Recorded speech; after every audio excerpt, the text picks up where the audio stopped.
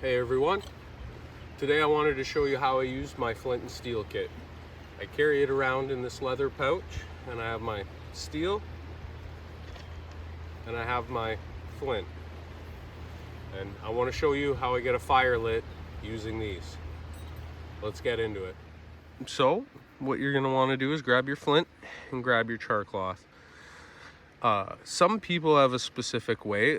Some people will tell you it's better to hold the char cloth on the bottom when you strike it, or some people will tell you it's better to hold it on the top.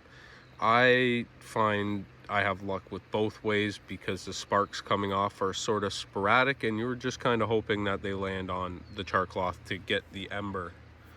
So we're gonna try with the bottom here first. I tend to have more luck getting them to flick onto the bottom.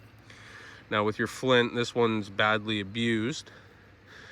You want to try and find a sharp edge, not a rounded edge where I've been hitting it already. So we're going to go with this edge here and see maybe if we can get some good sparks off of it.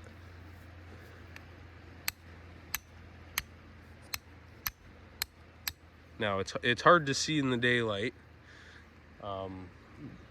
In the shade, in a more shady, darker area, you'll be able to see the sparks a lot. You'll be able to see the sparks a lot better. And yeah, I think that the trouble with me here is I need to break some new edges onto this flint.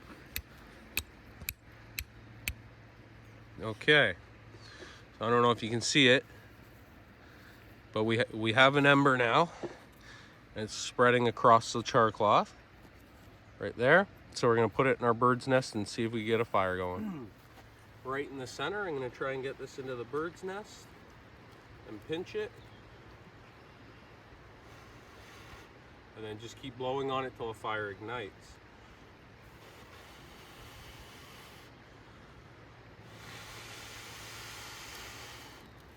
When you see it smoking like this, more and more, it means you're doing a good job.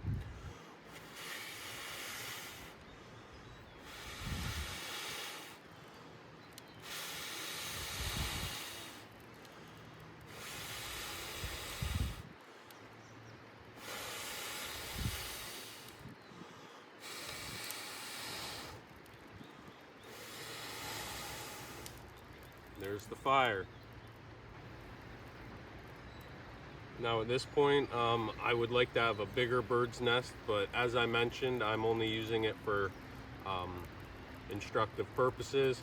So I'm going to stomp this out, but you would now put this in a bigger ball of tinder and start throwing all your kindling on top of it, and you have a fire lit with flint and steel. All right, everyone. Well, that's how you light a fire using a flint and steel. You can also use, if you have a high carbon steel knife, you can also use the spine of the knife to have the same effect. It's a little trickier, and I recommend you wrap a piece of leather or something around the edge of the blade so you don't cut yourself. But in a pinch, it can be done. And by no means is it an efficient way of lighting a fire, but it's really fun and a good skill to learn. And I encourage you all to go out and try it.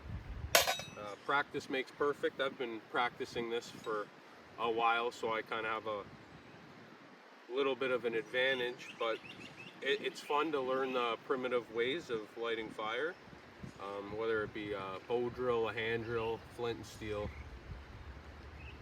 By far, ferrocerium rods, in my opinion, are the most effective and easy and efficient ways to light fires.